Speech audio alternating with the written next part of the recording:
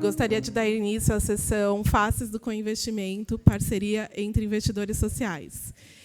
A mesa será composta pelo André Degenstein, do GIF, Ana Toni, do Instituto Clima e Sociedade, Ana Penido, do Inspirare, Beatriz Cardoso, do Laboratório de Educação, e Marcelo Furtado, do Instituto Arapiaú. Após essa sessão, serviremos no espaço de convivência um almoço, e convidamos a todos a baixarem um aplicativo que vocês conseguem interagir e conferir toda a programação do Congresso. Obrigada. Eu passo a palavra para o André. Bom dia, obrigado, Dri. Talvez vocês já saibam, mas a Adriane, que é a principal responsável por esse evento estar acontecendo como ele está acontecendo. Então, enfim, essa introdução dela ao nosso painel, mas é importante reconhecer isso. E, enfim, é um prazer ter vocês aqui. Esse é um tema que a gente vem trabalhando, né? Então, o tema do painel Faces do Coinvestimento é um tema que tem aparecido de diferentes maneiras ao longo de muitas discussões que a gente tem feito, mas que a gente sente que precisa ser aprofundada, precisa ser conversada de uma forma muito franca, muito direta. E, para fazer isso, a gente tem aqui um conjunto de pessoas com experiências diversas, né, e com muita leitura sobre essas relações que a gente vai trabalhar. Então, a gente está aqui, eu vou apresentar na ordem, o Marcelo Furtado, que é diretor executivo do Instituto Arapiaú, a Beatriz Cardoso, que é a diretora do Laboratório de Educação, Ana Toni, diretora executiva do Instituto Clima e Sociedade, e Ana Penido, do Instituto Inspirare. Eu vou fazer esse é o tipo do painel que se eu não atrapalhar, ele funciona. Então, eu vou tentar só colocar algumas questões para introduzir o tema, um pouco situando a discussão que a gente está querendo fazer. Eu acho que, para quem esteve aqui no dia de ontem, foi um presente para essa nossa conversa, né? Então, vocês vão ver muitas das questões que foram apontadas de maneira muito contundente na plenária de abertura, reverberando de alguma forma nessa nossa discussão. E a ideia é que o Congresso, de fato, consiga fazer essas conexões, né? Então, as sessões elas estão pensadas para que elas possam conversar entre elas e ter amarrações possíveis e estimulando outras reflexões. Qual que é o propósito dessa nossa conversa, né? A gente tem, primeiro, um reconhecimento, que é meio elementar, de que a gente tem menos recursos disponíveis do que os problemas exigiriam, né? Então, o desafio que se coloca diante disso é como gerir da melhor forma esses recursos, como trabalhar o conjunto de relações e parcerias que se estabelecem no trabalho, né, dos investidores sociais, de organizações da sociedade civil, organizações que estão envolvidas aí com um conjunto de temáticas de cunho socioambiental. A segunda coisa há uma percepção, e quando a gente fala com pessoas que estão olhando, às vezes, também de fora esse universo, é de que falta coordenação, né? A gente precisa alinhar melhor as ações, investir junto, coordenar investimentos, né? Ganhar eficiência a partir desse compartilhamento. Isso um pouco é o papel de uma associação como o GIF, né? O GIF é um espaço que foi criado fundamentalmente para isso, para que instituições que estão dedicadas a lidar com problemas comuns se reúnam, troquem informações, compartilhem estratégias e possam somar esforços para lidar com os problemas que não são pequenos. Diante, dessa questão, existe um elemento muito positivo nessa aproximação, né, e crescimento do coinvestimento entre institutos e fundações. A gente tem tentado monitorar essas relações através do censo, né, tentando identificar quanto de recurso, de fato, é investido junto e o que significa, né, falar em coinvestimento, que às vezes assume um aspecto mais de concepção, né? Então, conceber projetos de forma articulada, colocar recursos numa mesma direção. Às vezes, ele se aproxima mais da captação, né? Então, eu consegui novos recursos para os meus projetos. Tanto de uma modalidade quanto a outra, um elemento que atravessa essa relação é como que esse conjunto de instituições se relacionam com as organizações da sociedade civil de uma forma mais ampla. E isso é uma questão que apareceu ontem de uma forma bastante clara e que vai ser importante para a sua conversa, né? Qual é o papel dessas instituições no fortalecimento das organizações, na relação que se estabelece com elas? A gente está vendo um campo com uma marca empresarial muito forte. Isso traz uma visão muito explícita de investimento na eficiência na aplicação dos recursos, né? Então, a questão que foi trazida também ontem sobre foco em resultado, mensuração, ter clareza sobre as transformações que estão sendo provocadas a partir dessas intervenções, fazem parte aqui do universo da nossa discussão. Quando a gente fala de impacto, né, acho que tem uma questão que acho que dificilmente seria possível defender a ideia de que não é importante que a gente reconheça o tipo de impacto que está sendo gerado a partir da nossa atuação. A questão é como conceber essa ideia de impacto e como disputar essa noção, como trabalhar isso na relação com as organizações e qual o papel disso no universo mais amplo das relações que são estabelecidas entre essas instituições. Esse é um pouco o pano de fundo da nossa conversa. E aí eu não me lembro se a gente combinou uma ordem. Então, eu queria, assim, eu vou abrir um pouco, a gente já conversou bastante sobre esse tema. Acho que essas questões são questões que vão aparecer nessa nossa discussão. E aí eu vou convidar cada um, né, dos debatedores para uma primeira fala, um pouco a partir de onde eles estão, da leitura que eles estão fazendo, né, da transformação nessas relações e também problematizar um pouco esse tema, né? Então, a ideia é que a gente consiga fazer uma discussão bastante explorando tanto as potencialidades nessas arranjos de coinvestimento, como as sombras que, eventualmente, são criadas a partir desse movimento.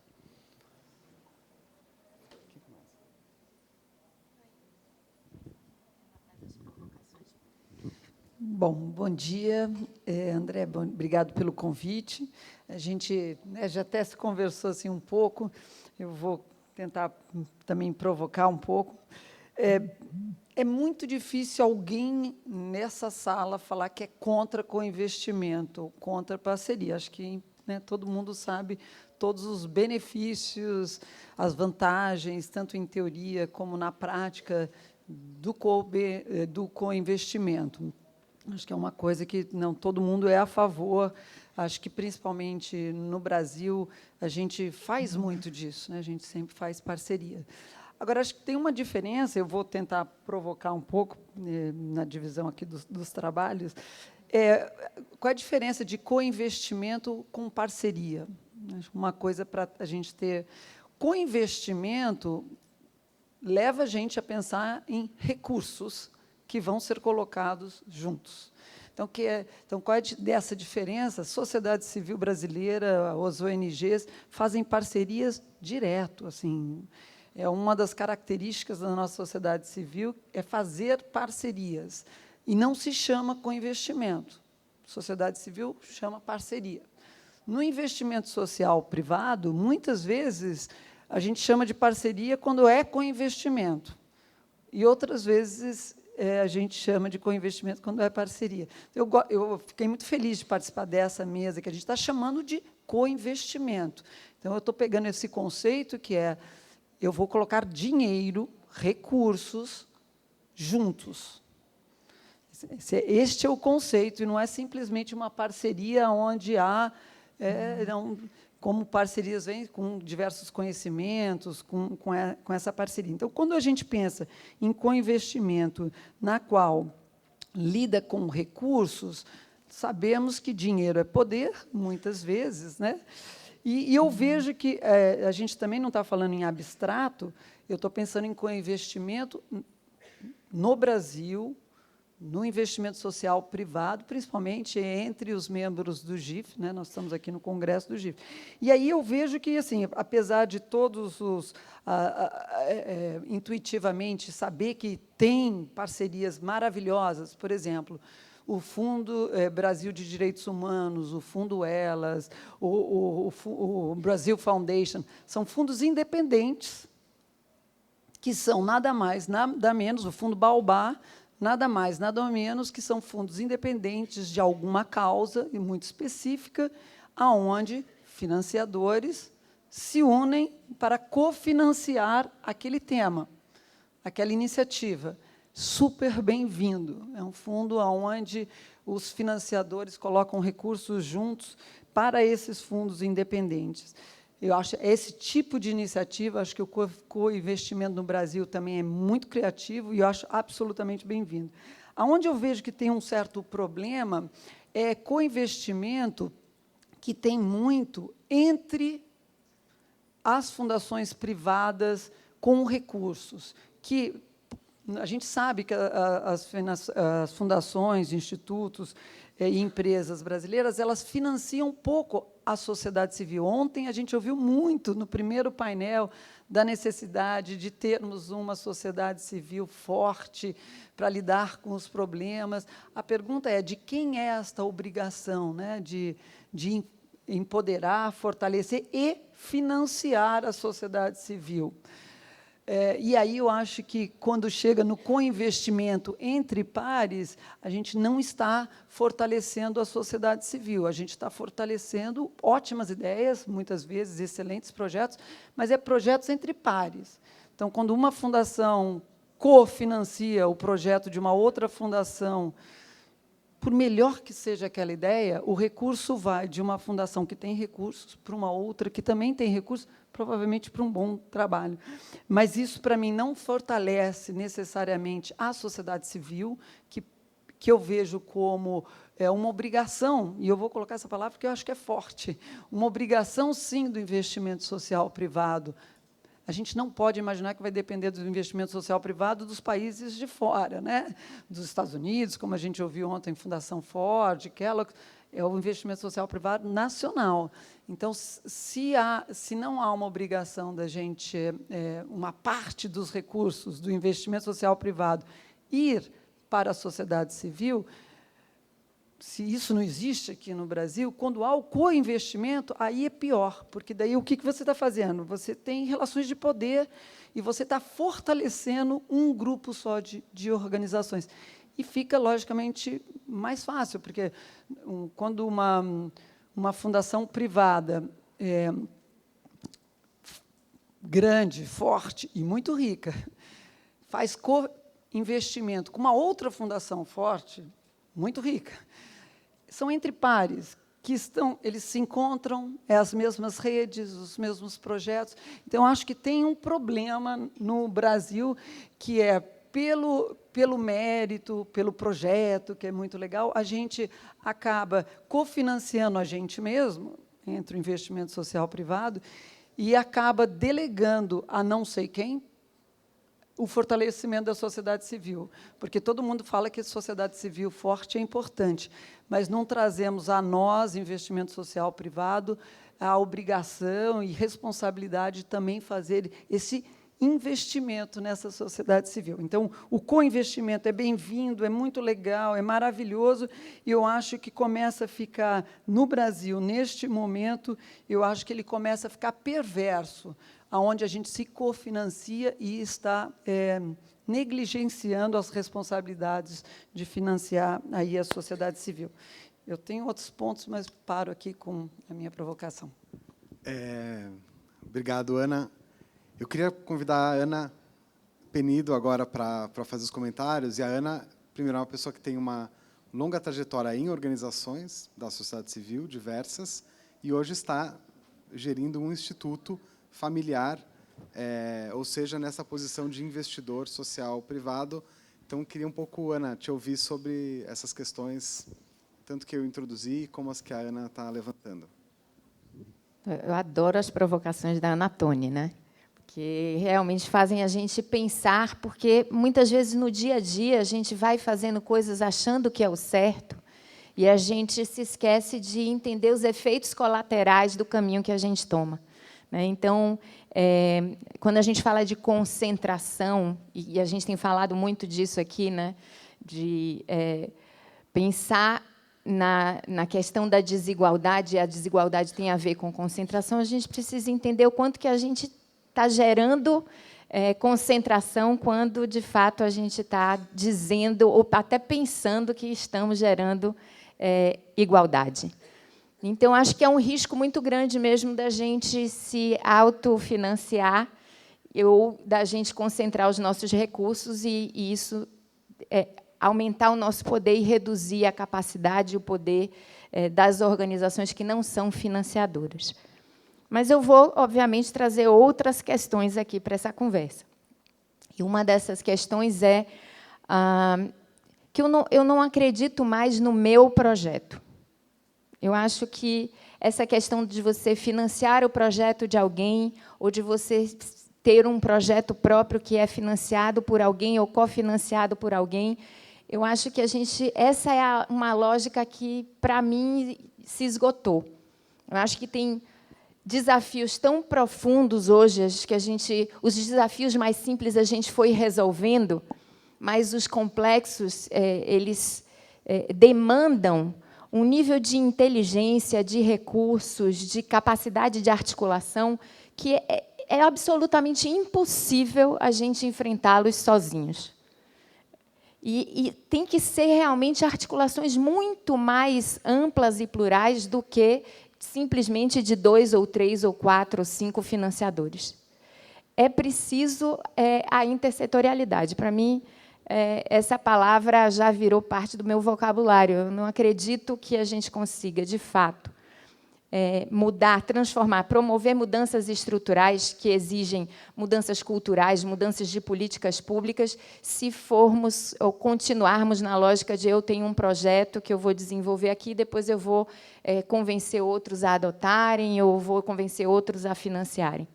Então, eu entendo que ideias podem surgir de algum promotor, mas, rapidamente, elas têm que se transformar em projetos coletivos. Dito isso, a minha ideia de co-investimento não pode estar dissociada de uma ideia de parceria. Então, eu entendo que há co-investimento sem parceria. Então, eu tenho o meu projeto, você cofinancia o meu projeto, e você tem parceria entre organizações que não têm o financiamento, mas eu não entendo que é possível mais essa lógica. Então, que tem que ser, sim, grandes alianças, né, para a gente dar conta do desafio. E nessa perspectiva, essa questão da gente ter essa preocupação de empoderar diferentes atores que têm diferentes contribuições àquela causa que a gente quer transformar ou fazer avançar, é fundamental. Então, eu brinco, né, que eu sou ongueira desde pequenininha, e essa eu acho que é um DNA que não sai de dentro da gente, né? Eu tenho essa visão, não tenho visão de financiador. Onde quer que eu esteja, tem essa coisa de trabalhar com a base, de co-criar, de uma governança colaborativa. É complexo, é muito mais complexo do que você ter uma cartela de projetos que você financia ou você ter uma cartela de projetos que você executa e outros cofinanciam. Criar essas articulações em que você tem poder público junto com organizações da sociedade civil, junto com financiadores, investidores privados, exige uma disposição a criar consenso, a definir papéis complementares, a reafirmar o tempo todo o objetivo que é comum e que trata da coalizão, é exaustivo, demora muito mais, mas, sem dúvida nenhuma, tem um poder muito mais significativo. Só que exige uma mudança cultural profunda nas instituições. A gente tem que abandonar tudo que a gente já imaginou em termos de relações institucionais, marketing institucional, políticas e diretrizes definidas internamente com os nossos conselhos. Nós temos que estar muito mais permeáveis a aprender com o outro, a ceder para o outro, a dividir poder com o outro. Isso é ainda meio revolucionário, eu diria assim, né? E a tendência de quem tem o dinheiro é não só ter essa atitude, poxa, mas eu realmente tenho mais poder, né, aqui, na hora de decidir o que vai ser, o que não vai ser. Então, a gente passa por essas situações, dilemas, assim, cotidianamente, na hora de aprovar o projeto, de repassar o recurso, de aprovar a prestação de conta. Quem é que vai valer mais ali, né? E, muitas vezes, são as organizações financiadas que também se colocam num papel mais até de conformista em relação àquilo que o financiador coloca na mesa, né? Ainda tem isso, né? Às vezes, o receio de perder aquele investimento é tão grande que você acaba fazendo concessões de antemão. Você nem discute com aquele, né, temor de que você vai estar em maus lençóis. Então, o que eu queria deixar claro assim, é que eu acredito que sem co-investimento não dá, mas que sem esse co-investimento perpassando essa ideia de grandes alianças e de grandes parcerias, também não vai funcionar. Obrigado, Ana. Eu vou usar da prerrogativa desse formato de conversa, e antes de passar para a Bia e para o Marcelo, eu queria que a Ana, Tony, comentasse um pouco essa questão que a Ana Penido traz sobre não dá para fazer sozinho, né? Não existe mais essa ideia do meu projeto, mas só existem projetos que são construídos de forma compartilhada, né? O quanto que isso, Ana, na sua leitura, pode ser um potencializador de inovação, de risco, de leitura de contexto, ou quanto, eventualmente, isso pode ser também um estreitamento das opções, uma vez que você pode tender, né, a caminhar para um campo médio, né, de consenso entre os atores.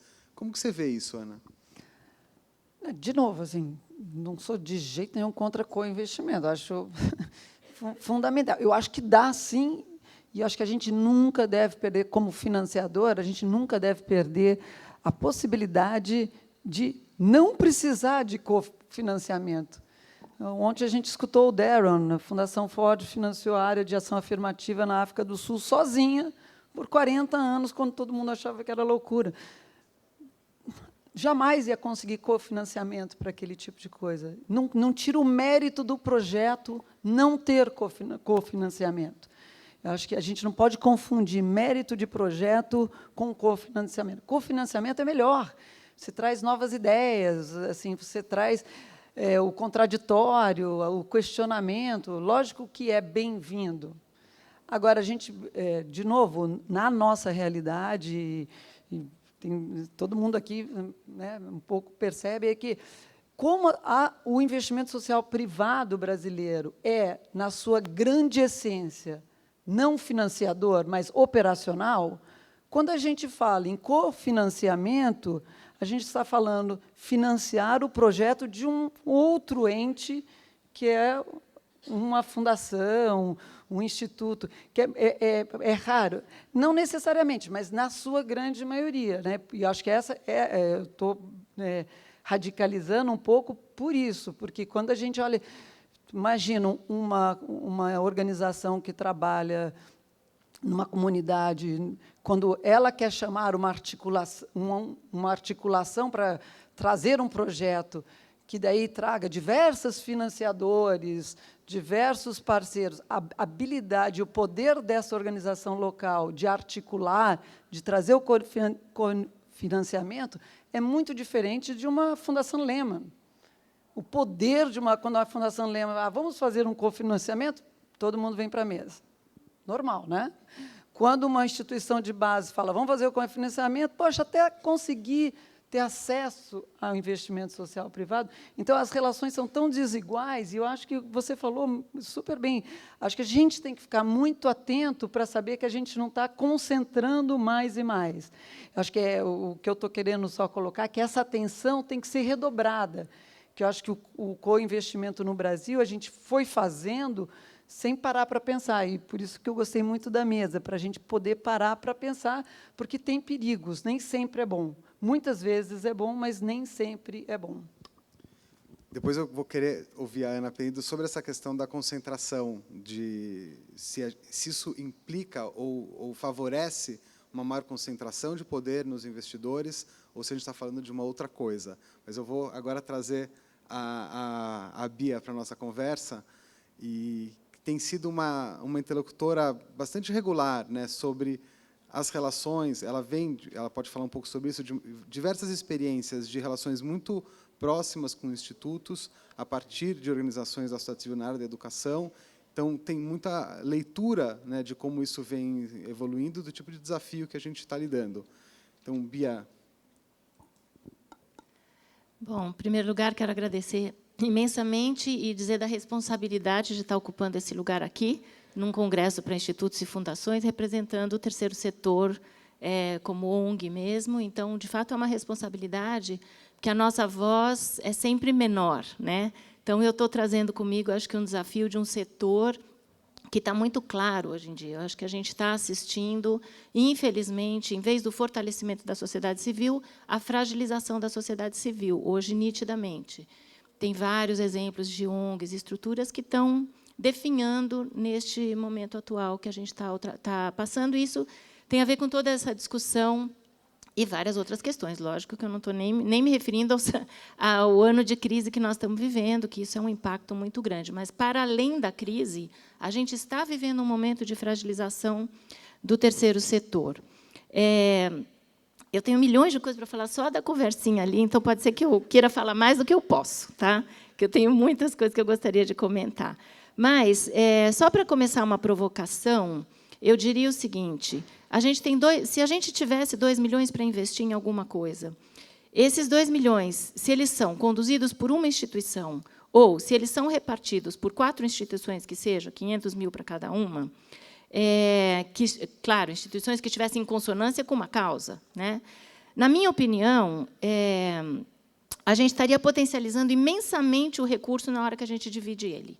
Porque a gente está abrindo espaço para inovação, para novas ideias, a gente está fortalecendo a sociedade civil, porque, na medida em que você distribui o recurso, você areja e você consegue dar mais estrutura para mais gente se vincular a uma causa. Então, eu trago isso só como uma provocação, mas eu vou voltar um pouquinho atrás. Assim, eu estou no terceiro setor há muito tempo, desde o fim da década de 80, portanto, eu peguei toda a transição da década de 90. Eu era de uma outra instituição, que é a Comunidade Educativa SEDAC, que continua, é uma ONG que ainda está presente no cenário, com uma contribuição muito grande. E hoje eu sou do Laboratório de Educação, que é uma iniciativa muito nova. Ela tem 3 anos de existência.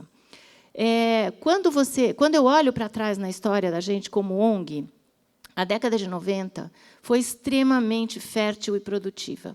E eu diria que, naquele momento, ninguém sabia muito bem. Foi o começo do fortalecimento da sociedade civil. Aliás, o filme que vocês fizeram é muito legal. Eu acho que ele recupera muito bem essa trajetória. Mas foi um momento onde as pessoas queriam contribuir com o mundo público, né? E ninguém sabia muito bem como. Não existia a ideia de responsabilidade social estruturada, não existia ONG estruturada, não existia nada. Existia um movimento de desejo e de compreensão de que o problema social era tão mais amplo que não dá para esperar só o governo. Então, vamos embora, vamos trabalhar. Eu diria que aquela década, principalmente o começo da década de 90, foi extremamente fértil, onde, para mim, o termo parceria é o que acontecia lá. De fato, eram pontos de vista diferentes se somando para construir soluções.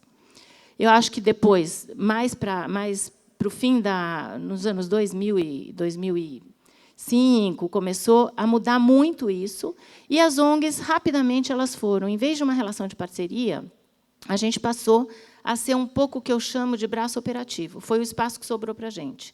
Então, quando antes, eu sou da educação, a gente tinha como causa prioritária a educação pública, com o passar dos anos, de repente, quando você acordou, você vê, não, primeiro a corporação, depois a educação.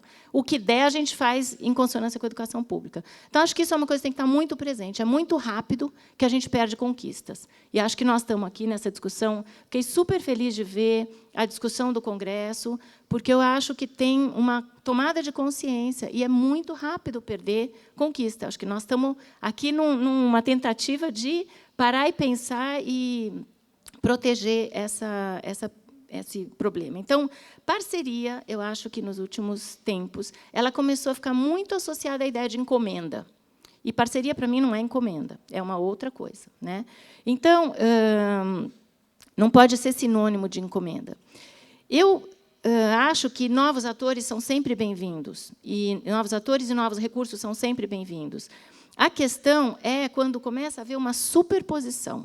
Então, pegando um pouco na linha do que a Ana Toni estava trazendo aqui, eu acho que há um risco muito grande hoje que nós, ONGs menores, ou as pequenas, a gente se depara com ONGs superpoderosas, que são hoje os institutos e fundações. Eles somam funções hoje em dia, que é o de financiamento, mas é de ser também um terceiro setor poderoso. É muito difícil. É muito difícil você conseguir um lugar ao sol para você poder ter força de competir. Aí eu falo, competir no bom sentido, de fazer com que a sua produção também ganhe presença na agenda. Então, desde pautar a agenda, que eu acho que é uma coisa clássica que a gente está vendo, existem agendas que estão no terceiro setor há muito tempo.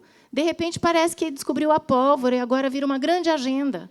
E esquece que tem um trabalho todo feito no miúdo há muito tempo, nasce como uma nova descoberta. Agenda, comunicação, precisa ter recurso para fazer seu trabalho aparecer. É um recurso muito alto e a gente não tem acesso a esse recurso. Então, a gente fica sempre ali lutando pela sobrevivência. E outra coisa é a falta de financiamento que entenda que dinheiro sem rubrica, que quer dizer um dinheiro que você tem para fortalecimento institucional, que você tem margem de realocação do recurso para você chegar mais perto dos seus problemas, porque, na hora que você está enfrentando um problema, surgem novos problemas que você tem que remanejar, a gente está asfixiado, porque o dinheiro ele é totalmente rubricado para executar uma coisa que está combinada daquele jeito e tem pouca margem de mudança.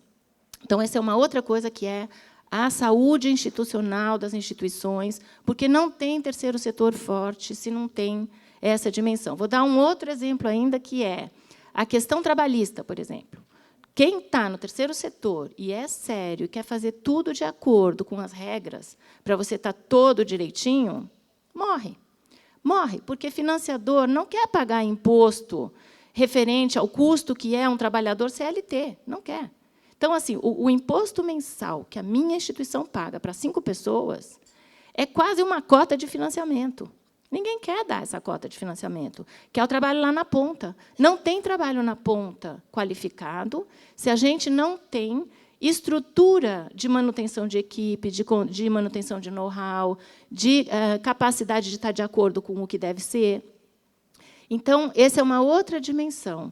E ainda só, antes de 1000 outras coisas que eu gostaria de falar, mas eu acho que tem essa discussão que acabou de acontecer aqui.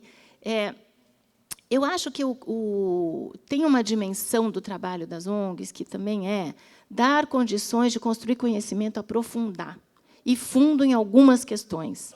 A gente, quando faz essa coisa, tudo muito em parceria, tudo muito para solucionar uma agenda comum, é uma aliança. Mas quem é que está estudando o problema, de fato? Quem é que está ali gastando muito tempo técnico para entender o problema e achar caminhos e soluções? Eu acho que o Brasil, a gente padece um pouco de que, às vezes, é um pouco imediatista. A gente acha uma agenda, a gente se junta, a gente enfrenta, e isso acaba ficando num plano de mobilização e muito pouco aprofundamento. Sem aprofundamento, a gente não vai conseguir superar questões na educação. A gente está há muito tempo rodando em falso. Os problemas não avançam na medida em que o dinheiro é posto no setor. né? Eu acho que falta condições de estudo, de aprofundamento. Para ter isso, eu acho que é importante, sim. Não é o meu projeto, como a Ana Penido colocou, que eu concordo com ela. Acho que não tem mais o meu projeto. Mas tem uma dimensão de partes do problema que vão ser aprofundadas, entendidas e construídas, e você chega em soluções, e daí você entra numa aliança, que eu acho que também a gente precisa pôr luz um pouquinho sobre isso. Podia falar muitas mais coisas, Obrigado, mas... Bia. A gente vai ter chance ainda. Bom, eu vou agora passar a palavra para o Marcelo e só compartilhar com vocês. Eu fui conversar com o Marcelo algum tempo antes dessa sessão para conversar e fui com todos os meus argumentos bem assim ordenados para mostrar para ele, né, que tipo de discussão que a gente queria ter, e tinha certeza que eu ia colocar o Marcelo numa sinuca de bico. Só que o Marcelo virou de ponta cabeça, né, os meus argumentos, inclusive argumentos que estão no meu artigo que saiu na publicação do Censo. E aí, naquele momento, eu falei assim, não, Marcelo, está tudo certo, essa discussão é importante e ela precisa acontecer. E o Marcelo hoje está, né, na direção do Arapiaú, que é uma instituição que, de alguma forma, lança mão de diversos modelos de parceria, no sentido aí mais amplo que a gente possa usar. Então, Marcelo, entra na conversa. Bom dia. Eu estou com 38 de febre, então eu vou pedir desculpa a vocês, porque eu espero fazer um pouco mais de sentido lógico do que eu me preparei para falar para vocês. E, para não correr o risco de me perder um pouco, eu prefiro dar alguns exemplos práticos de o que eu acho que significa o coinvestimento. Para mim, o pano de fundo que tem de preocupação no que a gente está dizendo aqui é quando as fundações e institutos têm projetos próprios. E aí, quando você tem um projeto próprio, o coinvestimento nada mais é do que uma captação de recurso. E aí, nesse sentido, existe uma competição direta, existe o tensionamento de em que maneira, de que maneira, com poderes desiguais, esses recursos são alocados para um projeto. Mas não é esse o meu entendimento de coinvestimento. Então, eu sou a favor, eu só vejo o lado positivo do coinvestimento. E a razão pela qual eu digo isso é porque eu acho que o coinvestimento, em primeiro lugar, ele é um teste para a sua teoria de mudança. Mesmo ouvindo o exemplo do Darren sobre a questão da África do Sul, eu diria, se não tem mais gente compartilhando a visão de que isso é importante, alguma coisa está errada sobre essa teoria de mudança. Porque coisas que são fundamentalmente verdadeiras e transformadoras, elas terão condições de captar o interesse de outros. Então, nesse sentido, eu acho que o coinvestimento, em primeiro lugar, ele é um ótimo teste de quão robusta a sua teoria de mudança é. A outra, então, nesse sentido, eu diria que, hoje em dia, é muito comum que as organizações busquem coinvestimento, porque, ao invés de uma organização querer colocar 2 milhões de reais em um projeto, provavelmente essa organização prefere colocar 500 mil reais em 4 projetos e achar coinvestidores para fazer 4 projetos rodarem. E, com isso, com o aprendizado de que o que cada instituição pode contribuir para cada um deles. No caso do Arapiaú, a gente fez 3 iniciativas recentes de coinvestimento que eu considero bem positivas. Uma é o Fundo Captamos, em que a gente, olhando essa questão da fragilidade da sociedade civil, a gente identificou que 2 vertentes muito importantes fazem parte disso. Uma é a sua capacidade de captação de recurso. Quer dizer, você ter condições de fazer uma boa captação de recurso. Onde está essa informação? Onde está esse treinamento, cursos e etc.? E, com isso, surgiu a plataforma Captamos. Apesar da gente ter sido, originalmente, o financiador dessa ideia, na verdade, é uma ideia que depois entrou a Open Society, depois entrou a Fundação Maria Cília Soto Vidigal, ou seja, no decorrer do projeto andar, outras pessoas foram vendo o valor naquilo, entendendo o valor daquilo e foram se agregando a isso. E a gestão do projeto não foi feita pelas fundações, a gestão do projeto foi feita por esse coletivo das organizações que fazem parte interessada no projeto. E, por fim, a ideia sempre foi que o projeto ficasse alocado em alguma organização que tenha essa competência desse assunto. Então, acabou que quem hoje gere a plataforma Captamos é a Associação Brasileira de Captadores de Recursos, que é uma organização da sociedade civil que tem essa especialização. Então, esse eu estou dando como um exemplo de co-investimento, onde fundações de institutos se juntaram para promover uma bandeira, fazendo uma análise de uma teoria de mudança. Poderíamos ter feito isso sozinho. Acho que teria sido um indicador de que tem alguma coisa errada, porque o co-investimento te ajuda muito a você separar o que é você ser visionário e o que é você ser otário. Porque o visionário é aquele que vê uma coisa que ninguém enxergou ainda. Mas se você, depois que viu aquilo, você não convence outros, é uma pergunta, né, a ser feita. Quer dizer, se você está realmente sendo visionário ou otário. Um segundo exemplo que eu daria, e faz parte dessa leitura de organização da sociedade civil, você bem citou que as organizações não têm recursos para fazer a sua comunicação. E aí a gente está falando sobre não só a inovação do jornalismo, mas a comunicação de causa e a comunicação das organizações. Esse é um outro assunto que a gente identificou como importante e a gente propôs, com outras fundações de institutos, criar um fundo para a discussão de jornalismo e comunicação. E entrou Pórticos, Ford, Open Society, nós, que, inclusive, de todos esses, somos os mais ignorantes, porque todas essas outras fundações de institutos já tinham um programa sobre comunicação, e nós não, a gente só viu a necessidade de trazer isso no contexto de que você não vai ter uma sociedade civil robusta se você não ajudar, de um lado, com a comunicação, de outro lado, com a captação de recursos. Então, nesse sentido, o co-investimento veio para alavancar essa possibilidade. E o terceiro exemplo que eu daria de co-investimento é o próprio Fundo BIS, que a gente fez com o GIF, onde era uma iniciativa das fundações de institutos de falarem sobre a necessidade de se financiar a cultura de doação no país, né? Quer dizer, o Brasil é um país que se tornou mais rico, mas ele não se tornou mais generoso necessariamente.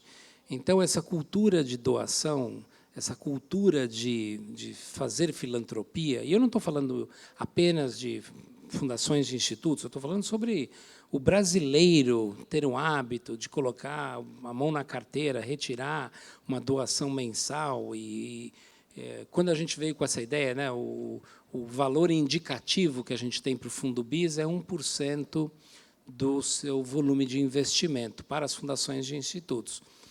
Eu lembro que, na época, eu mesmo fiz uma reflexão se eu fazia 1% dos meus recursos pessoais para a filantropia. E a boa notícia é que eu faço isso, mas, veja só, eu mesmo que estava propondo esse negócio, parei a posteriori para olhar se eu estava fazendo isso. Então, mas não tem importância. Por quê? Porque, na verdade, é o volume de pessoas que faz a diferença. E é o fato de você se posicionar como investidor que faz a diferença. O que significa que você participa das conversas de uma outra maneira quando você diz, eu sou um investidor desse campo de transformação. Então, para mim, a discussão de co-investimento ela é uma discussão extremamente importante, porque eu acho que ela faz, efetivamente, que 2 mais 2 dê 5.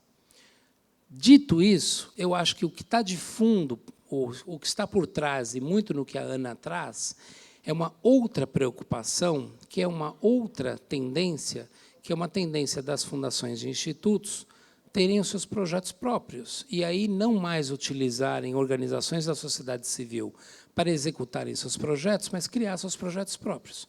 E, no momento em que isso acontece, a captação feita pelas fundações e institutos para seus projetos próprios deixa de ser co-investimento e passa a ser captação de recursos. Obrigado, Marcelo. Eu vou começar por você, mas eu queria só tentar fazer algumas breves amarrações. Tem uma figura chamada Barry Gaberman, que foi talvez, acho que o criador, a Ana Antônio pode falar mais sobre ele, criador da área de filantropia da Fundação Ford. Hoje ele é o presidente emérito da WINGS, que é a Associação Global de GIFs. E ele fala uma coisa curiosa, que ele fala assim, e se conecta muito com o argumento que o Marcelo trouxe. Ele fala assim, as ONGs, elas enfrentam, né, necessariamente um teste de mercado para fazer o trabalho delas. Porque elas precisam convencer pelo menos uma instituição, que é aquela que vai dar o dinheiro, de que aquilo tem sentido, né? E ele coloca isso de uma forma positiva, né? Então, essa validação, né, que o Marcelo coloca, né, para o universo do trabalho das ONGs, que precisa conseguir convencer, e a gente sabe que isso não é simples, uma outra pessoa a investir no seu projeto, isso funciona como um elemento de qualificação ou de validação, seja como a gente quiser colocar.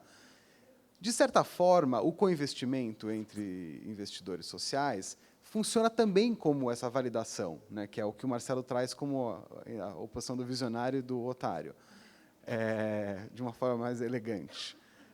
Aí a questão porque a gente vê situações em que há troca de recurso, né? E claro que isso é positivo, né?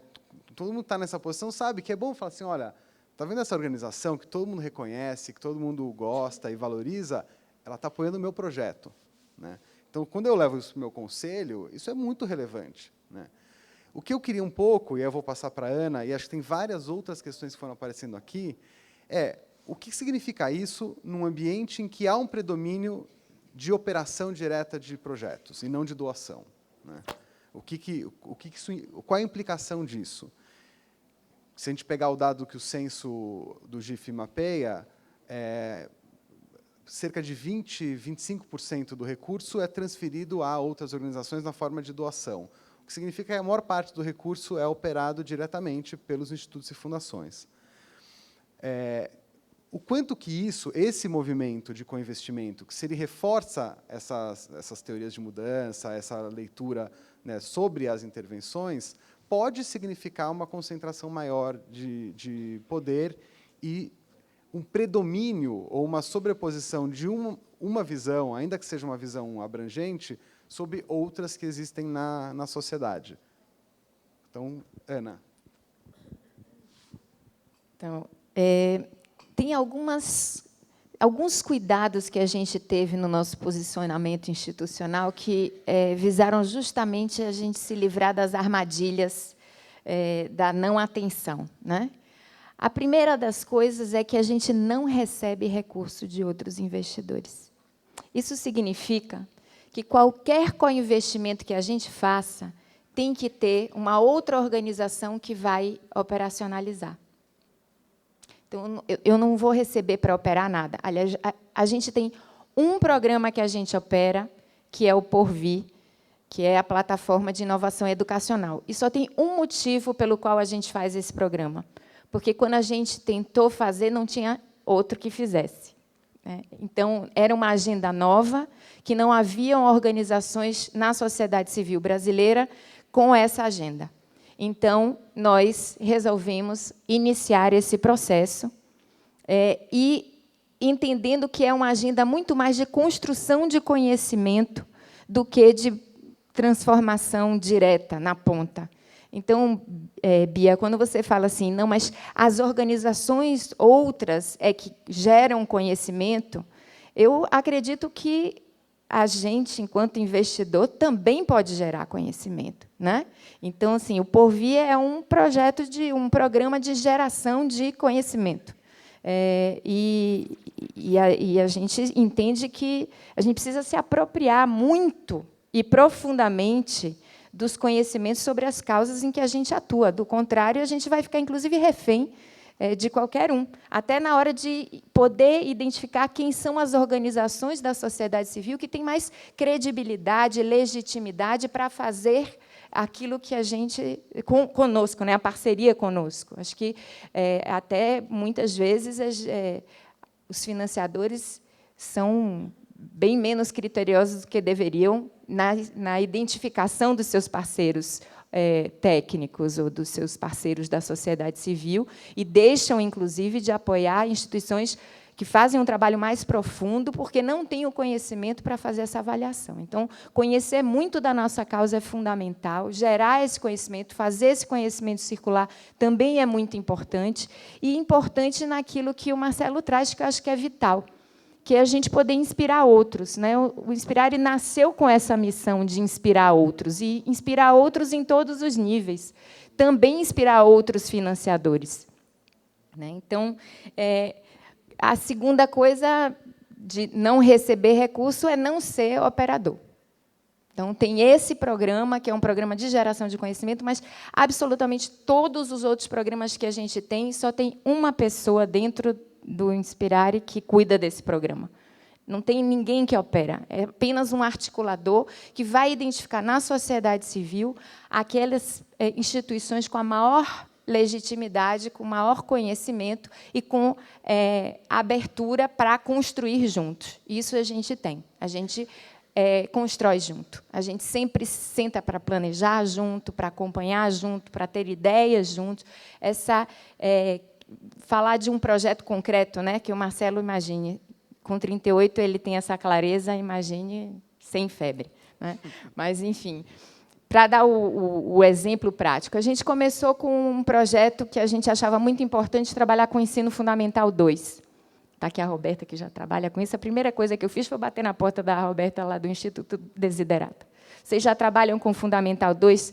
O que vocês sabem, o que a gente sabe, dá para trabalhar junto? A gente foi criando uma metodologia junto com outras ONGs, com outras fundações e institutos, e com essa ideia de que todos pudessem se apropriar e construir junto essa metodologia. O que isso resultou? Resultou que, como a gente estava construindo alguma coisa para educação de adolescentes, e isso era muito próximo da educação de jovens, o Instituto Unibanco se aproximou, porque eles trabalham com ensino médio, e que uma coisa podia, talvez, inspirar a outra. Então, hoje, a gente já está construindo uma parceria para que essa metodologia que a gente construiu possa também migrar para alguma proposta para o ensino médio. Puxa, que bacana! A gente já ficou... Aí, meu teste, né, da teoria da mudança, bom, já consegui convencer. Mas o mais legal disso é que tem 3 organizações da sociedade civil que construíram com a gente essa metodologia e que agora já vão poder também ajudar a transposição disso para o ensino médio com o Instituto Unibanco. Além disso, eu tive, essa semana, na Secretaria de Goiás, em que eles estavam interessados numa parte dessa metodologia.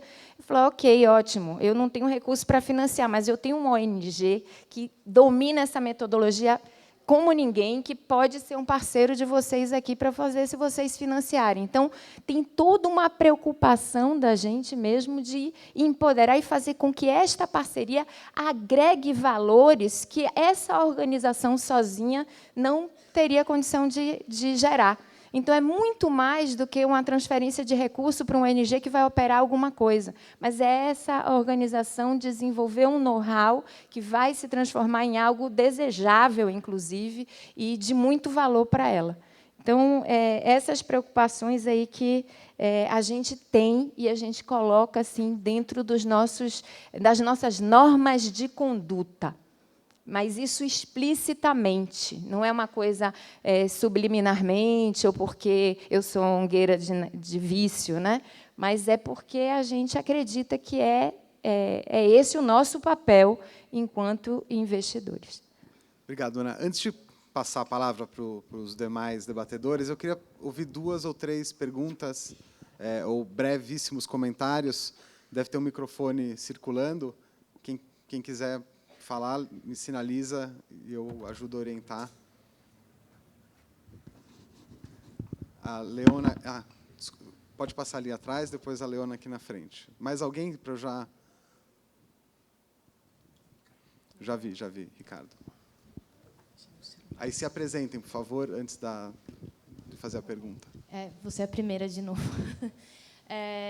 Bom, obrigada pelos comentários de vocês, foi muito interessante para quem está do outro lado. Eu já trabalhei bastante, já trabalhei no Instituto Financiador e também em quem busca financiamento. Se apresenta. É Juliana Nolasco, meu nome. E eu queria entender um pouquinho mais, quando você pensa em co-investimento e investidores sociais, se a gente consegue ampliar isso da perspectiva do indivíduo. Porque vocês falaram de vários nós, vários parceiros trabalhando em torno de um desafio comum, e o Marcelo falou um pouquinho de incentivar a cultura da doação. E aí, pensando hoje em dia, quando a gente fala em financiamento coletivo e as perspectivas de crowdfunding no Brasil, se institutos e fundações investidoras podem se tornar parceiros de indivíduos em torno de uma mesma causa, um desafio, e se isso seria considerado também co-investimento. E eu falo isso muito motivada de uma experiência que já teve aqui no Brasil, que o Instituto Asas criou um fundo de investimento e financiamento coletivo, na qual, por meio de uma plataforma de crowdfunding, que é o Catarse, todos os projetos com impacto social que alcançassem 70% do seu financiamento por meio de financiamento coletivo de indivíduos, o Instituto fechava a conta, ele investia nos 30% restantes. Eu acho que isso poderia ser considerado um tipo de co-investimento, na qual indivíduos e instituições e fundações se unem em torno de um desafio comum. Eu queria saber um pouquinho da visão de vocês. Obrigado. Eu vou ouvir as 3 perguntas e depois passo para os comentários. A Leona aqui e depois o Ricardo ali no meio. Obrigada, André. Obrigada a todas pela discussão super interessante. Uma parte que está me faltando nesses 2 dias em que a gente está discutindo diversificação de apoios, de inovação, de abrir, de certa forma, a nossa cabeça, eu estou sentindo a falta da voz das ONGs operadoras, das ONGs que realmente estão lá no Amazonas ou lá no Rio Grande do Sul, trabalhando sem saber de nós e daquilo que nós estamos falando, até chegar a um ponto em que a ideia deles precisa de um apoio. E, na Brasil Foundation, nós recebemos muitas propostas desse tipo de voz que se ouve muito pouco. Inclusive, falando em institutos e fundações, são ideias desses institutos e fundações que são propostas para as ONGs para implementar, e não ao contrário. Eu queria saber da sua experiência em termos de como se pode dar maior voz aqui na GIF para as organizações que, hoje em dia, não estão sendo ouvidas. Isso é uma. A segunda, eu queria responder com a nossa experiência de indivíduos contribuindo para o nosso trabalho da Brasil Foundation e os projetos que a gente apoia. A gente está, de certa forma, democratizando a nossa ação para aqueles que querem apoiar com pouquinho, para poder juntar recursos, para poder apoiar projetos que nós tivemos a experiência e a prática de selecionar, de monitorar, de saber que essas iniciativas estão funcionando. E está dando muito certo. Obrigado, Leona. Ricardo, ali. Oi.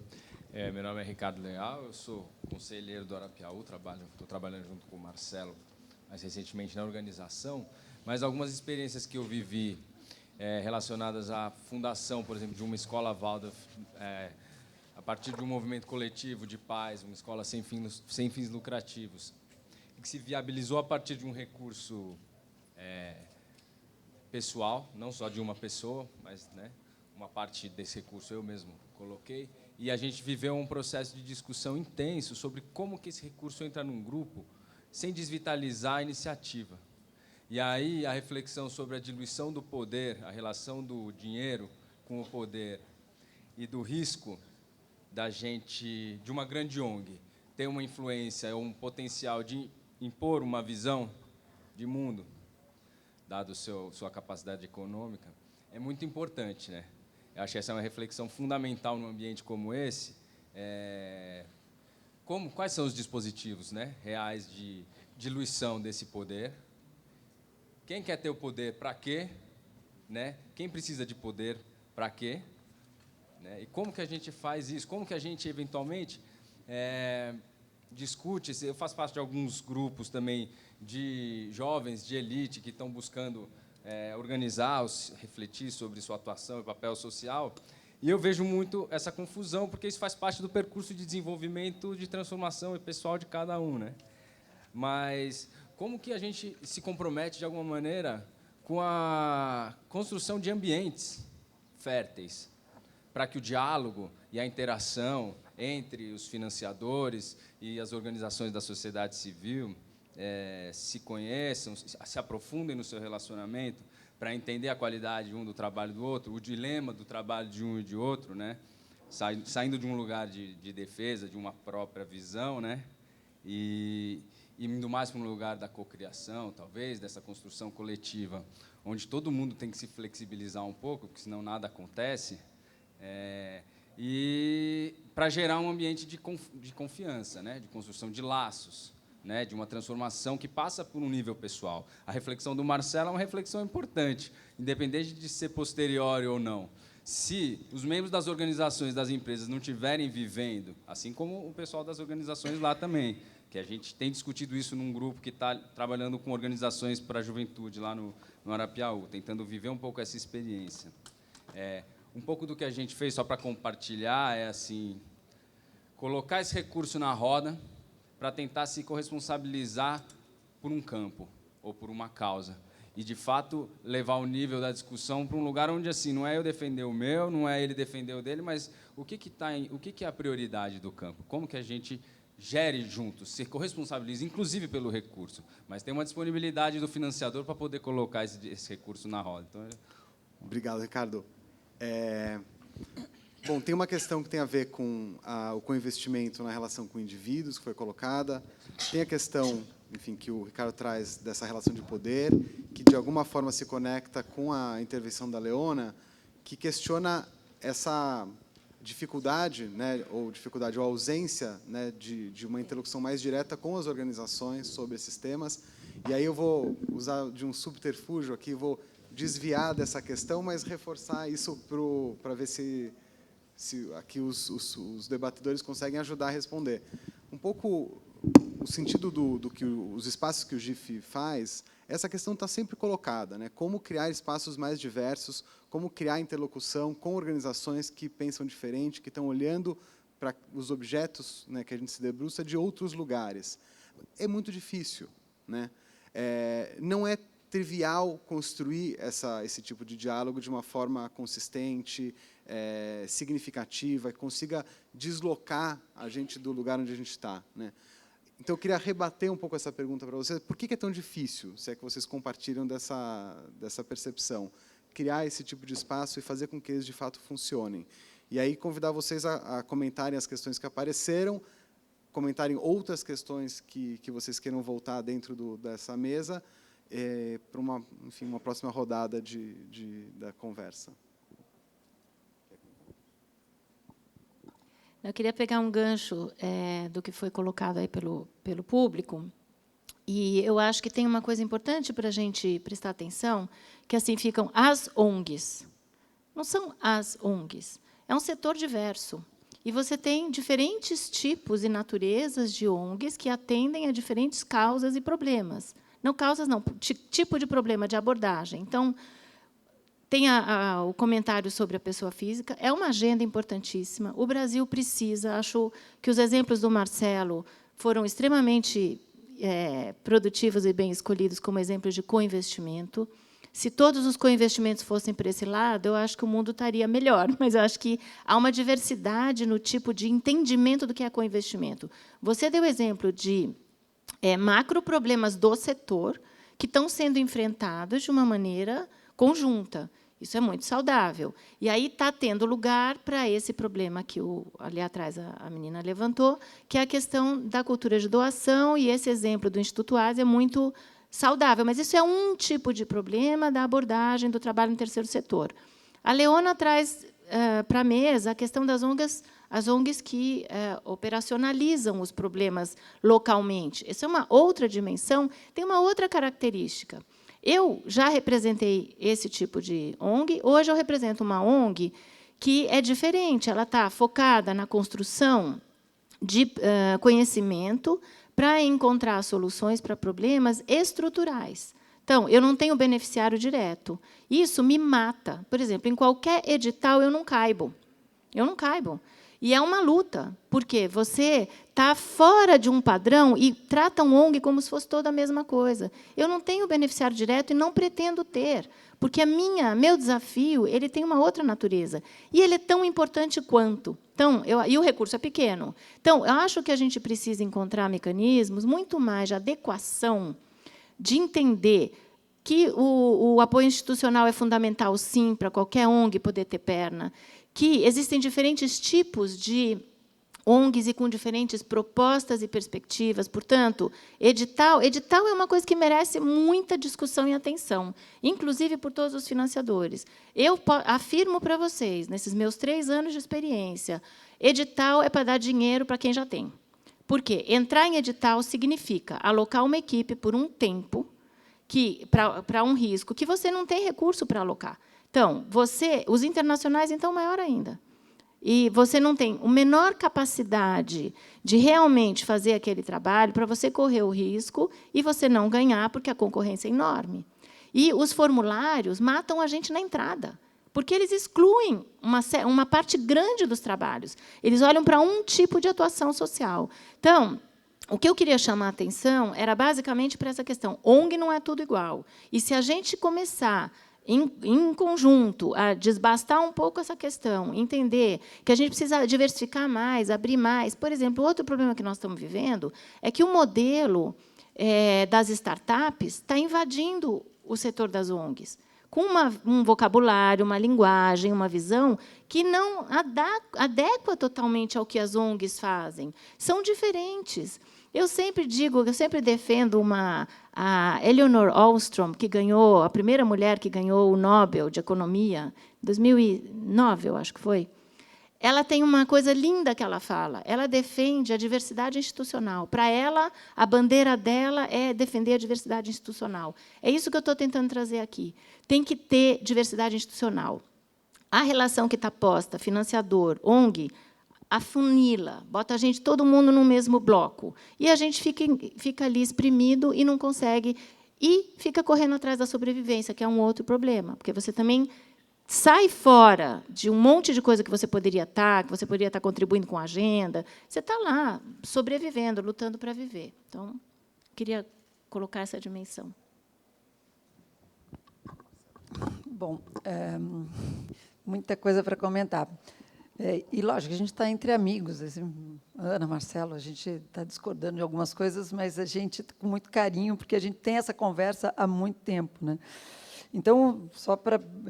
Acho que o Marcelo trouxe alguns exemplos de cofinanciamento que eu acho muito válido e acho que realmente vão nas direções que eu acho que o cofinanciamento, como eu falei, tem uns lados excelentes. Eu acho que você trouxe excelentes maneiras de fazer o cofinanciamento, onde um terceiro elemento dos cofinanciadores, junto aí umas fundações, que aí se mobilizam para colocar recursos para uma ideia que tem aí o seu gestor, mobilizando recursos, que você deu, foi muito legal. Que eu volto ao exemplo dos pequenos fundos por causas, os fundos independentes por causas, que é exatamente a mesma coisa. Pode não ter sido pensado por um instituto social privado, foi pensado pela própria sociedade civil, e que muitos de nós até estamos investindo. Esse tipo de cofinanciamento eu acho muito legal. Agora, você também mencionou, Marcelo, aquela coisa assim, que o cofinanciamento é sempre bom. E falou assim, se alguém não está se interessando por aquela ideia, talvez a ideia, né, do idiota, do visionário e otário, mais ou menos, porque você está falando que eu tenho que convencer um outro cofinanciador. Eu posso ter convencido que a ideia é ótima, uma pequena ONG ela não precisa, não é só convencer quem pode pôr dinheiro que faz a ideia ser boa ou ruim, né? Eu tenho certeza que você concorda com isso. Se eu estou convencendo não os meus pares, que também têm recursos, mas outras ONGs, mobilizando outros, não necessariamente aquela ideia é ruim, só porque eu não encontro financiamento, porque tem diversas, milhares de ONGs, movimentos sociais que não conseguiram até hoje conseguir um financiamento, e não quer dizer que a ideia, o trabalho que eles estão fazendo não seja absolutamente válido, importante, necessário, apesar de, infelizmente, não terem conseguido convencer nenhum financiador, né, para isso. Então, eu acho que, sim, é lógico, a gente quer sempre fazer coisas em parceria. Mas eu quero voltar para uma pergunta que acho que o Ricardo colocou, que é do controverso, do contraditório, e aonde estão esses espaços, e se cofinanciamento ajuda ou não trazer o contraditório para a gente, para os projetos, para melhorar os projetos. De novo, algumas vezes sim, outras vezes não, porque muitas vezes o cofinanciamento, a gente está com pressa, a gente está com uma ideia brilhante e a gente está com pressa em implementá-la. E a gente procura alguns que rapidamente entendam a nossa ideia ou que rapidamente possam implementá-la.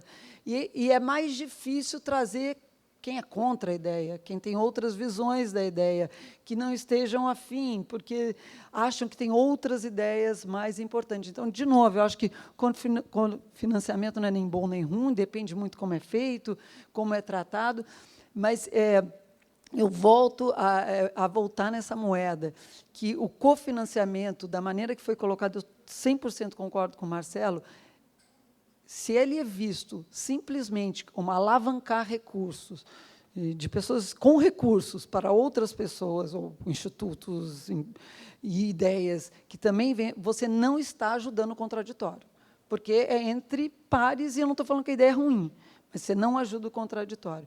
Então, eu acho que volto a trazer para a gente a responsabilidade, porque a gente não pode mudar o outro, né? A gente pode mudar a gente, de realmente pensar o quanto de contraditório eu trago para cada um dos meus projetos, dos atores que eu estou financiando, de com quem eu estou fazendo parceria, porque, se a gente não se policia, falar entre nós mesmos é legal, é muito legal, a gente se cofinancia, faz projetos juntos, e aí, no meu conselho, vão comentar que Fundação XYZ está financiando o meu projeto, está financiando o teu projeto, e a gente vai se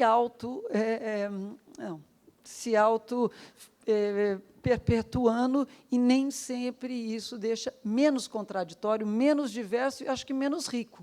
Então, eu acho que ter essa responsabilidade é absolutamente fundamental, e acho que tem pouco espaço.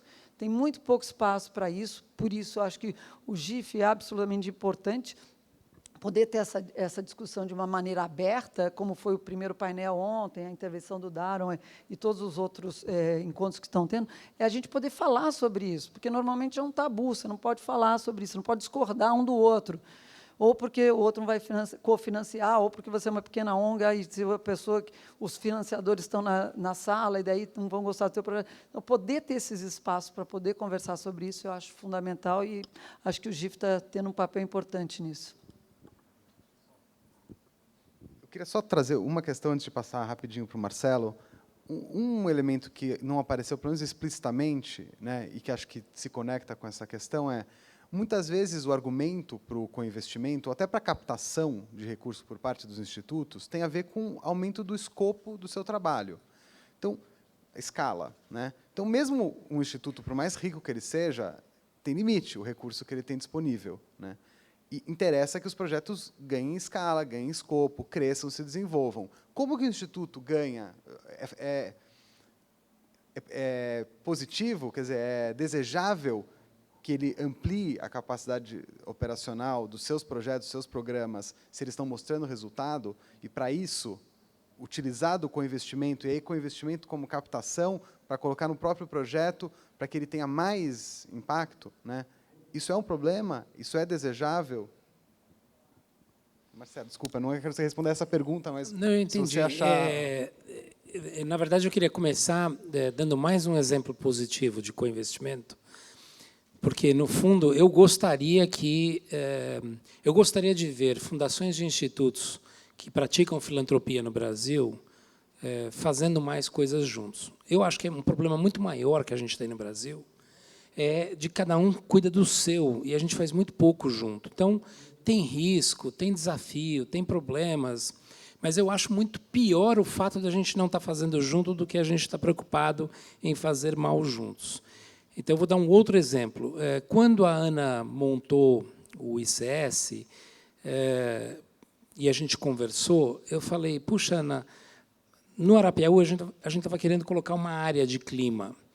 E, com o ICS, eu acho que a gente tem uma oportunidade de investir, ser um co-investidor do ICS, e o ICS é o operador desse investimento que a gente está fazendo em clima. O que, inclusive, significa que o Arapiaú não pode escolher qual é a agenda que o ICS vai investir, mas, obviamente, quando tem a reunião de planejamento, etc., nós somos convidados a participar do desenho do que é essa iniciativa.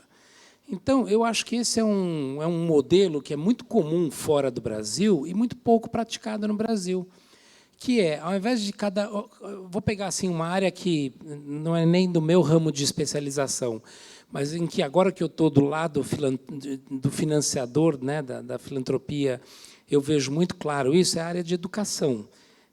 A área de educação é uma área em que eu vejo assim, silos, né, muito claros, assim, com grandes fundações, com muito recurso e pouco co-investimento, onde eu acho que se beneficiaria muito disso. Então, quando a gente decidiu entrar no ICS, e, portanto, a gente decidiu não ter uma agenda de clima dentro do Arapiaú, mas executar essa intencionalidade através de uma organização existente, que é, na verdade, um re-grantor, né? Porque, na verdade, o ICS faz grant-making também. Ele é o que o Arapiaú iria ser, só que com mais inteligência, mais foco, mais... Então, assim, a minha leitura é que essa questão do co-investimento, em geral, ela fará com que, claro que bem feito, mas eu acho que todos nós estamos preocupados em fazer as coisas bem feitas. Você consegue ter um resultado para o investimento que você está fazendo muito maior. A outra coisa que eu queria comentar é esse ponto que o Ricardo trouxe sobre o papel do investidor, porque a gente teve esse debate nessa iniciativa de empreendedorismo jovem, que é o Em Movimento. Quando a gente entrou nesse negócio, a gente falou assim, olha, a ideia é os investidores colocarem o dinheiro na mesa e a gente decidir juntos com os grantees como é que a gente vai alocar o recurso. A primeira reação que teve dos grantees foi de começar as conversas individuais com as fundações. Então, apesar de que todo mundo achava super legal, moderno, bacana, a gente está querendo fazer a conversa, todo mundo na mesma mesa, o fato concreto é que os grantees voltaram a conversar com a gente individualmente.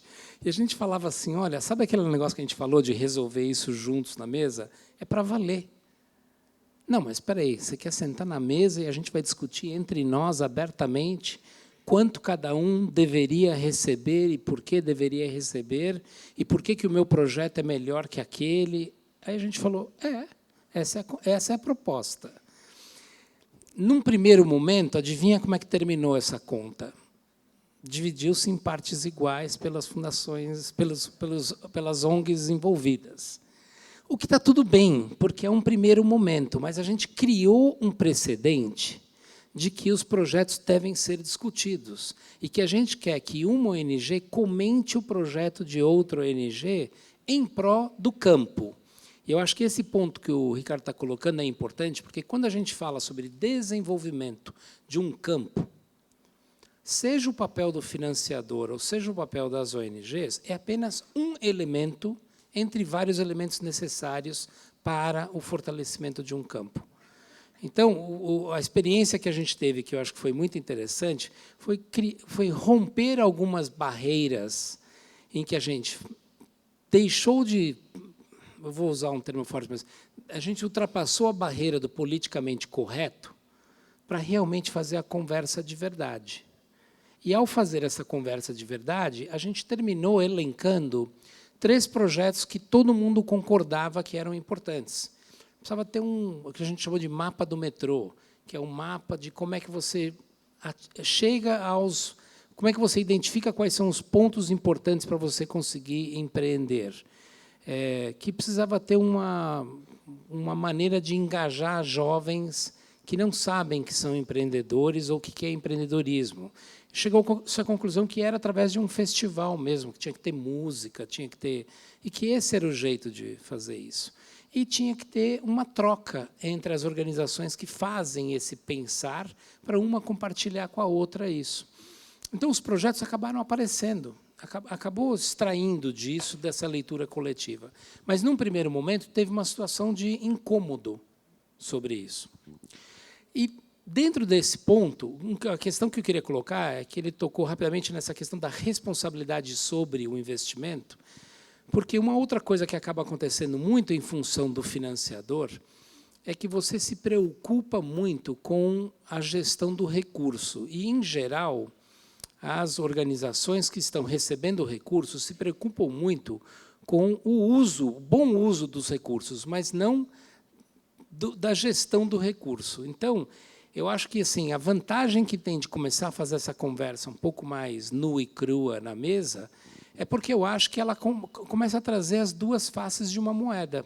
Então, para a intervenção que a Juliana colocou, se de um lado a gente tem o Fundo BIS, que fala sobre cultura de doação, e o patrimônio maior de recursos que tem no Brasil não está nessa sala, nem nesse congresso, ela está na sociedade brasileira, de outro lado, você precisa ter boas condições de captar esse recurso.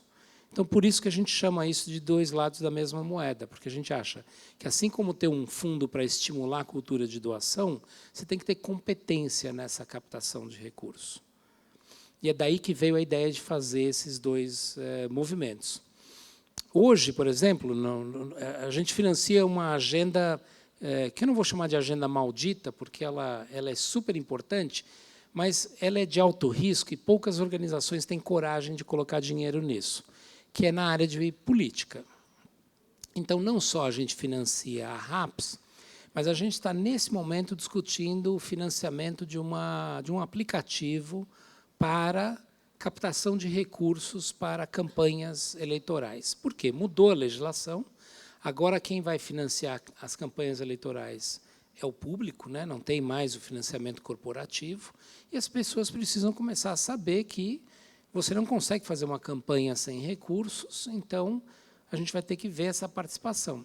E a gente está, inclusive, querendo desenvolver uma plataforma de crowdfunding com isso, e tem toda uma barreira de TSE e etc. para fazer isso.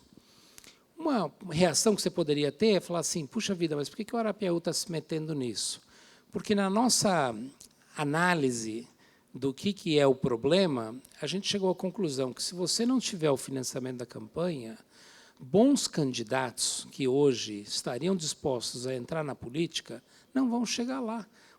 Hoje, da maneira como está estabelecido, é só quem já está na política que consegue permanecer na política. Para os novos atores entrarem, é muito mais difícil. Então, esse é um exemplo de um projeto que a gente está buscando co-investidores, e aí eu diria que não é nem porque a gente acha que precisa de muitos recursos, porque nem acho que vai ser um projeto muito caro, mas é para começar a seduzir outras organizações e institutos a entenderem a relevância e a importância que é de se financiar políticas públicas e política que não é uma política partidária, é uma política plural, mas que um país que está passando pelo que nós estamos passando, que hoje à tarde tem uma manifestação de um grupo, domingo tem a manifestação do outro grupo, a gente não sabe quanto tempo a presidente vai estar lá. Esse país que está num momento de ebulição, para ele conseguir dar certo, ele precisa ter uma discussão de que política que quer. E nós, como organizações da filantropia brasileira, temos uma obrigação, aí eu vou usar também a palavra obrigação, de ser financiador de um país que pensa sua política. E aí eu acho que entra uma outra questão que está por trás, para mim, da questão de coinvestimento, que é risco. A outra grande vantagem do coinvestimento é que permite você pegar agendas de maior risco e você diluir esse risco, porque você está fazendo com mais gente e fazendo junto. Eu acho que esse é um outro argumento muito importante. Obrigado, Marcelo. A gente está exatamente no tempo da nossa sessão. Eu queria só pedir licença para vocês, para a gente avançar talvez mais 5 minutos. A gente começou com 10 minutos atrasado, para dar chance, não sei, de vocês quiserem fazer algum comentário final, ou se está bom assim. Tá bom, vou só abrir aqui a palavra e aí a gente logo encerra. Bem rapidinho. No Congresso de 2011, eu estava numa mesa mediando sobre educação e o grande problema era a gente não faz junto. Então, eu acho que a gente conseguiu evoluir do não fazemos junto, cada um faz o seu, para estamos fazendo junto, mas talvez a gente precise pensar melhor e refinar o como fazer junto. Eu acho que estou ali com o Marcelo. Tem que fazer junto e a gente tem também que aprender a fazer junto da melhor forma. E eu vou só parafrasear aqui o Darren quando ele fala o que a gente faz com o nosso privilégio, né? Então, acho que quem está nessa posição de ter o recurso precisa ser ainda mais responsável do que fazer com esse privilégio. Eu ia só comentar das coisas que o Marcelo falou. Eu acho que você trouxe bons exemplos e eu, que sou da área de educação, diria que há uma diferença grande em termos de setor. E a gente não vive essa experiência na área de educação.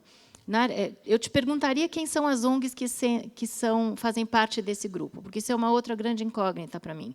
Eu sou uma pessoa bem relacionada, uma pessoa inserida no campo, uma longa trajetória, uma ONG que tem nome.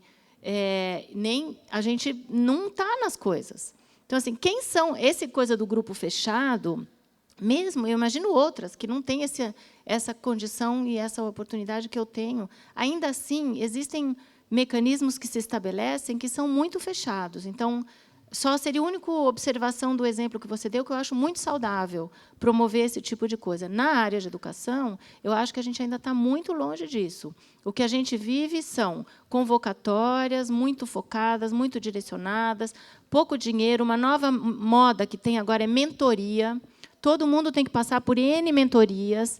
Mentoria implica em tempo e alocação de equipe para um processo que te desvia do seu caminho. Então, assim, acho que tem que pensar sobre essas coisas. E, na educação, acho que a gente está muito longe ainda de ter esse tipo de espaço que realmente vai fazer avançar. Então, aí eu concordo com você. Eu acho que você trouxe bons exemplos que a gente deveria puxar mais para essa discussão do que é trabalhar junto. Obrigado, Bia. Super obrigado aqui a Ana, Bia e Marcelo. Obrigado vocês. Eu aprendi bastante nessa sessão, espero que vocês tenham aproveitado. Está sendo servido já um almoço no térreo e temos muito ainda pela frente no dia de hoje. Obrigado.